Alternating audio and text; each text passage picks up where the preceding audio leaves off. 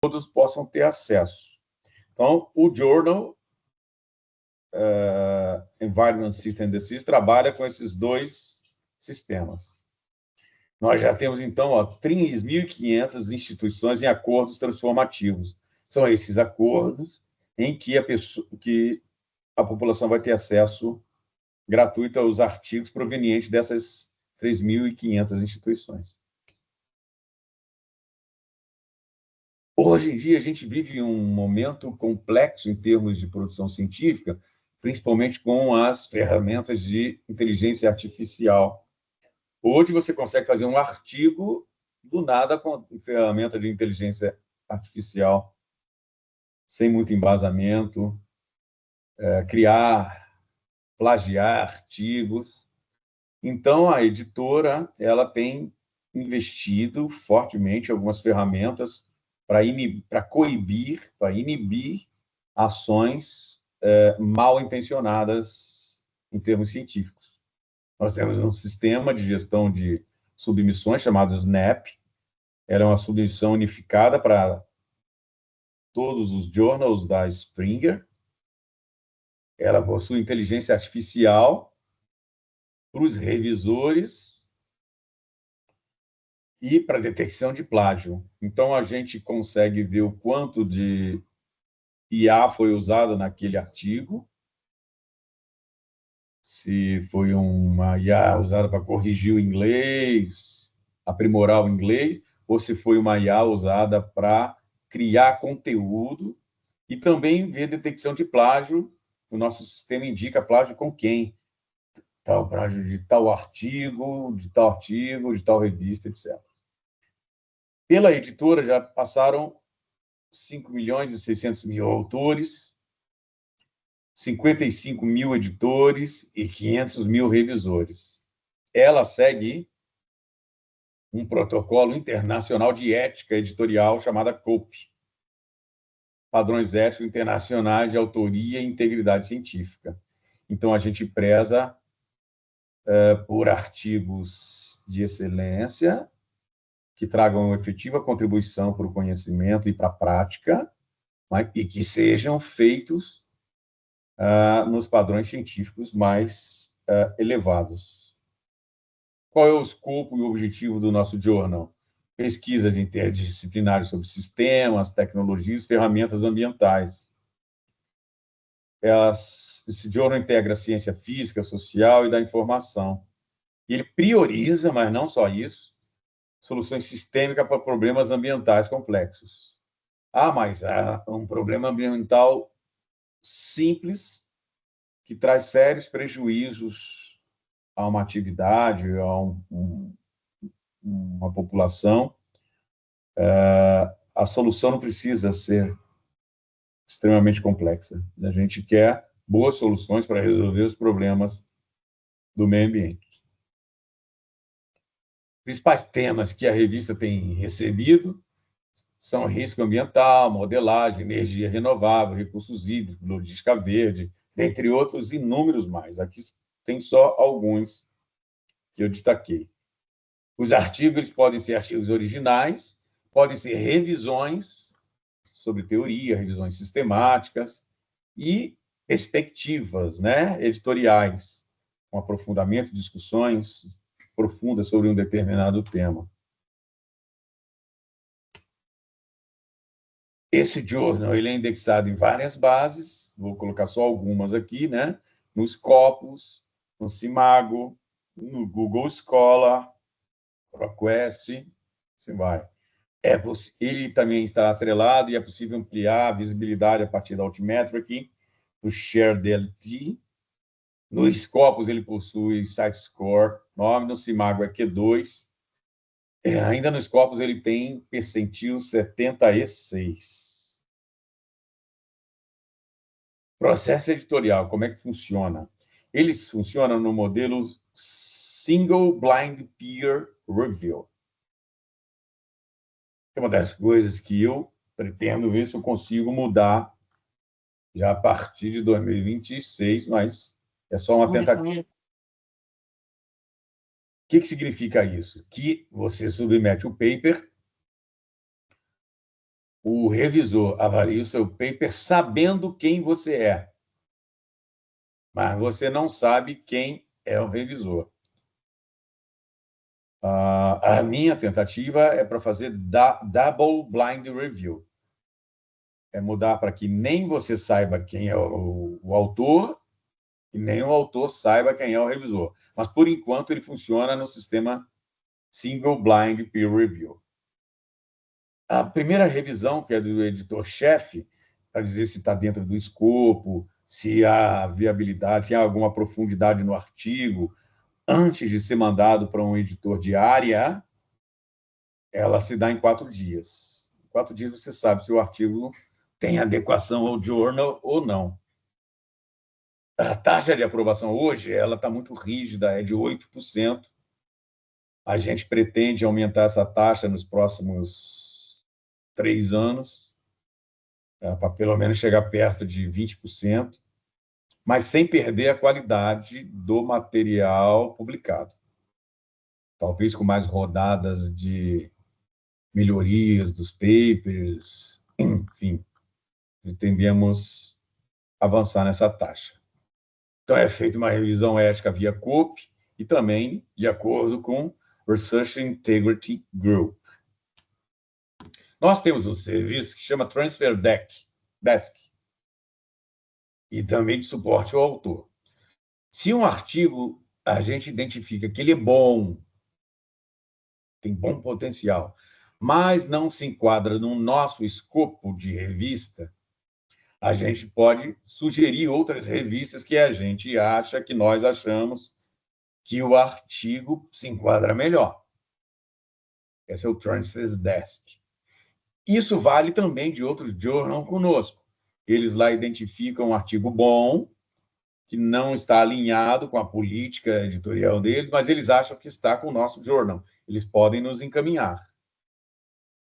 Então, é um reencaminhamento de manuscrito para outros journals e um recebimento também. Mantém os pareceres anteriores, caso tenha havido. Isso pode se dar no início do processo, assim que você submete, não se enquadra aqui, ou durante o processo em que está sendo avaliado, aí se pensa bem, não, é melhor naquele outro journal. Isso mantém, e você não precisa reconfigurar o artigo para as normas da outra revista. Aproveita a formatação que já estava. 81% dos autores que usaram esse serviço acharam excelente. Bom, o journal integra teoria e prática para políticas públicas e gestão privada, inclusive a territorial. O journal fomenta soluções aplicadas, ou seja, que tenham, de fato, um apelo de uso para intervir no meio ambiente e também privilegia colaborações multidisciplinares. Benefícios para os autores e leitores. É um modelo híbrido, como eu já disse, ele é open access e subscription. Então, se você não tem um transformative agreement, um acordo de transferência de conhecimento, sua universidade ou seu país não tem, você pode usar o sistema de subscription. Ele só não vai estar aberto para todo mundo ler, só para aqueles que assinam as bases de dados Scopus, o Web of Science, etc. Já para aqueles universidades e países em que há o Open Access, acordo de Open Access, o artigo vai ser liberado para ser lido por todo mundo. Esses Transformative Agreement, eles isentam do pagamento institucional. A possibilidade de divulgação, tanto pelo Ultimate como Shared IT. Bom, o nosso journal tem cerca de 61 mil acessos anuais e nós estamos tentando expandi-lo pela América Latina e Ásia, porque ele é um jornal, até então, muito americanizado, da América do Norte, com um quadro editorial muito americano e com uma clientela, com leitores muito americanos. Então, A Spring está no movimento de democratizar o journal. Uma das ações foi a troca dos dois editores-chefes por um editor-chefe latino, né? E nós vamos fazer um trabalho de redistribuição dos editores de área, trabalho de inclusão de mais mulheres nesse corpo também. Enfim, nós queremos nos alinhar às boas práticas sociais e sustentáveis da modernidade. Nós temos um incentivo especial para special issues, as coleções temáticas. Quando a gente tem uma coleção temática, nós temos vários artigos ali convergindo para o mesmo assunto. E o apelo à leitura nessas coleções temáticas são maiores. Então, nós estamos abertos aos senhores submeterem artigos ou submeterem propostas de coleções temáticas que, se aprovado pelo corpo editorial do Journal, vão ser abertas para pessoas do mundo inteiro submeterem papers para essa coleção temática. A Springer, ela está se alinhando aos Objetivos de Desempenho Sustentáveis da ONU. Energia limpa, inovação, Estado... Então, não só a sua gestão, mas os papers que tenham ligação com os ODS da ONU são muito bem vistos. Isso é até uma dica que eu deixo aqui para os senhores, ao publicarem, tentem, dentro do possível, fazerem um relacionamento sobre aquele tema, como ele contribui para o alcance de alguns desses ODS. 950 mil publicações da Spring são relacionadas ao ODS. E queremos mais. Como eu disse, em 2026 vai ser trocado o editor-chefe e, na sequência, remodelado o corpo editorial. Então, eu, na verdade, só assumo em janeiro, dia 1º de janeiro de 2026, como o novo editor-in-chief. Nós vamos, a partir disso, fazer uma nova estrutura editorial inclusiva, alinhada aos ODS da ONU. Como submeter os papers? Pelo link do Journal, você segue o Author Guidelines, as diretrizes para os autores, e você pode fazer isso a partir do seu ORCID, ou não. Mas com o ORCID você já tem um canal direto, seus dados já estão lá. É importante destacar que os temas devem estar dentro do escopo do Journal, porque senão nós não vamos poder aceitar, por uma questão de avaliação do Journal, de ter artigos que não estão embarcados no escopo. Mas aqui no Congresso de vocês, a temática está totalmente dentro do Journal. Aqui ficam algumas dicas de boas práticas para aceitação. 8% de aceitação significa que há uma avaliação muito rígida sobre as contribuições, método de execução, questões éticas, contribuições para os objetivos de desempenho sustentáveis, aplicação prática. Então, é preciso pensar em muita coisa antes de submeter o paper, contemplar neste paper. A gente preza muito pela clareza metodológica, valoriza a interdisciplinaridade e, obviamente, o impacto ambiental. É de bom tom você citar artigos recentes e garantir a transparência dos dados que estão sendo apresentados. O fato não é obrigatório citar artigos do journal que você está submetendo, mas quando há artigos do journal que você está submetendo, e eles são naturalmente colocados e não forçadamente colocados, isso já mostra que o artigo já tem um alinhamento natural com os outros artigos do journal e com o próprio journal em si. A Spring tem 55 mil editores e revisores em 50 países. Como dito, fomenta a colaboração internacional e autores emergentes. A gente não quer só aqueles autores que já têm H-index 50. Nós queremos também pessoas que estão começando a desenvolver suas pesquisas, mas nós queremos pesquisas robustas, embasadas e com bons resultados. Nós olhamos para o que está sendo submetido e não para quem submeteu. Essa é a questão. Como eu já disse, o Journal cumpre com COPE e com o Research Integrity Group, usa IA para detecção tanto de plágio como manipulação de dados. Só para vocês saberem, o COPE é um comitê de publicação ética. É uma organização internacional sem fins lucrativos, que diz o que é publicação ética. Bom, a minha mensagem, se encaminhando para o final, é fortalecer a relevância ambiental global e ampliar a diversidade editorial, mantendo o rigor e a excelência científica. É assim que eu penso. Precisamos fortalecer as nossas pesquisas, nossos estudos sobre meio ambiente e tornar o ambiente editorial mais justo, com oportunidade para boas pesquisas, independente de quem esteja submetendo-as.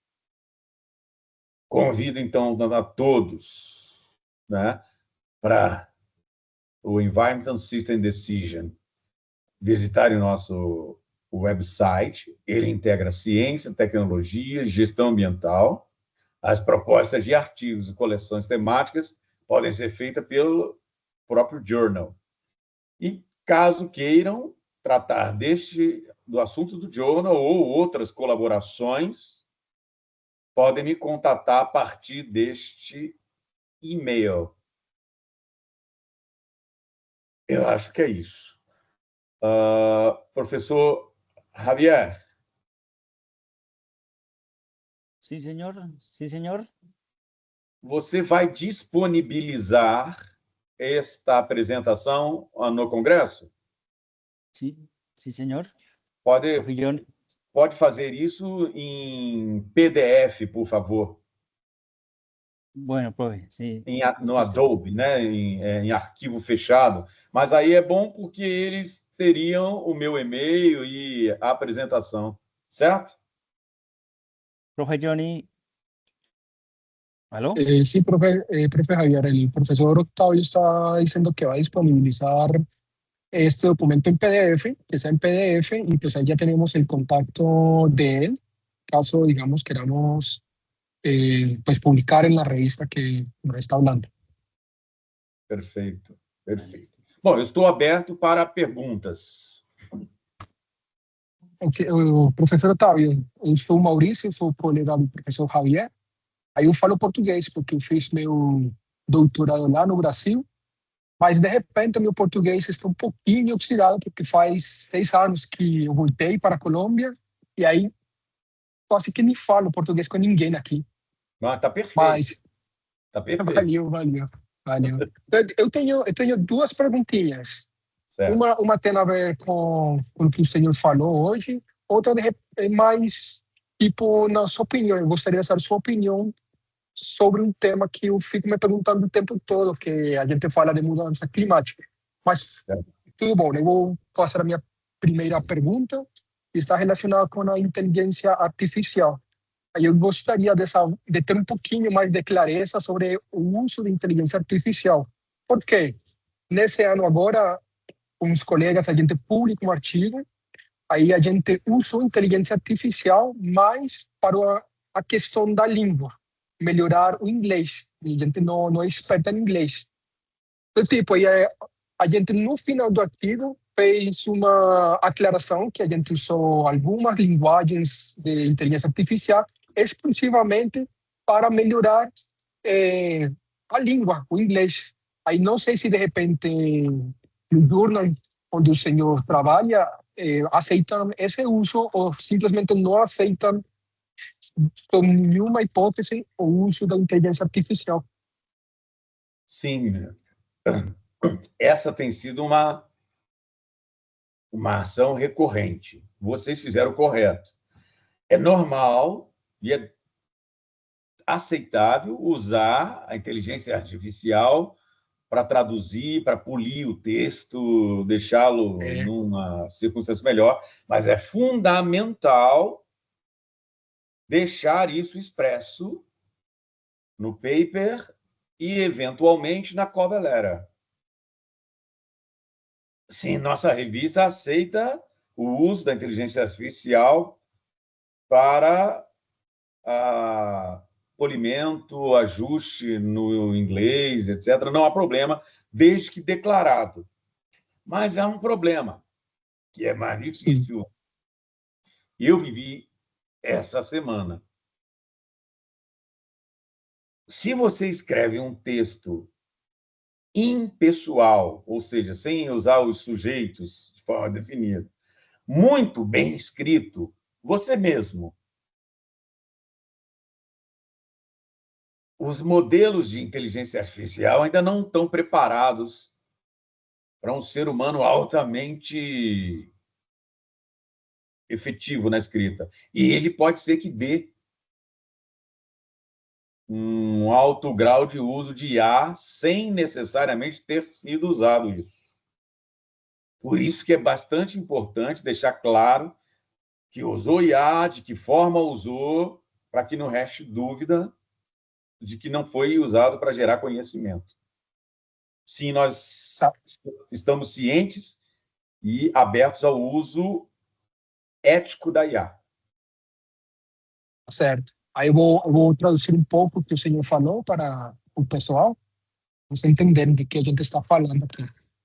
Bueno, entonces yo al profesor Octavio le hice una pregunta sobre el uso de inteligencia artificial. Él nos dejó claro que Springer está invirtiendo en herramientas de inteligencia artificial para detectar cuando, digamos, un artículo ha sido escrito únicamente con herramienta artificial, pues por los problemas éticos que esto puede levantar, ¿cierto? Entonces mi pregunta fue relacionada, digamos, si uno le hace un uso ético en cuanto, por ejemplo, a mejorar la redacción en el inglés, porque nosotros pues no somos expertos en inglés, entonces digamos que esa es una herramienta que podríamos utilizar. Entonces él responde de que sea un uso ético y que usted declare que utilizó herramienta de inteligencia artificial para mejorar pues sí, la lengua, el inglés, digamos que están abiertos a ese uso, ¿sí? Sin embargo, hay que tener cuidado porque, digamos, las inteligencias artificiales todavía no están como muy entrenadas para de pronto captar esa forma en que se traduce como nosotros nos expresamos en español, pasarlo al inglés, ¿sí? Entonces hay que tener cuidado como con estos detalles, pero Springer, digamos, está abierta a ese uso ético de la inteligencia artificial desde que no sea para hacer plagios o generar todo el contenido con inteligencia artificial, sin ningún pues como eh, uso técnico de ella, ¿sí? E desde que esteja esclarecido en texto que haya usado la inteligencia artificial. Exatamente, sim, senhor. Isso Tá é bom, muito... então a minha segunda pergunta acho que é mais uma opinião pessoal do senhor. Tipo, você é um pesquisador, um professor que tem muita experiência na área ambiental. Aí, quando eu fico falando com meus alunos das mudanças climáticas e tal, aí sempre a gente tem aquela pergunta: será que a gente vai conseguir deter essa mudança climática tendo em conta tudo aquele negócio do nível de consumo que o planeta tem hoje em dia, o nível do uso da tecnologia, inclusive a inteligência artificial, que a gente sabe que consome muito recurso elétrico e tal. Então, a minha pergunta é: será que a gente consegue deter um pouco essa mudança climática? Ou será que é uma questão de se adaptar? Tipo, como diz o Bill Gates, acho que na semana anterior, e falava que a questão da mudança climática é o ser humano se adaptar, não pensar tanto em deter ou reverter os efeitos da mudança climática, né? Essa é uma perguntinha fácil, hein? É, E a inteligência artificial não usa só recurso elétrico, recurso hídrico muito também, hídrico. né? É, Para poder, é muito. Eu acho que o nosso grande medo é o que a gente chama do ponto de não retorno, né? Que é aquele ponto em que, se o planeta chegar, não há mais como reverter a situação. E esse ponto de não retorno está cada vez mais perto, né? Eu acho que a nossa luta é talvez para distanciar o ponto de não retorno, porque a gente não sabe se o planeta vai ter uma grande revolução de consciência, se as organizações e os governos vão ter uma grande revolução de consciência e mudar completamente seu padrão de consumo, seus hábitos de vida. Acho muito difícil isso.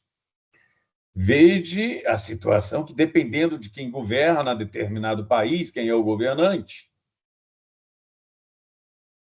é,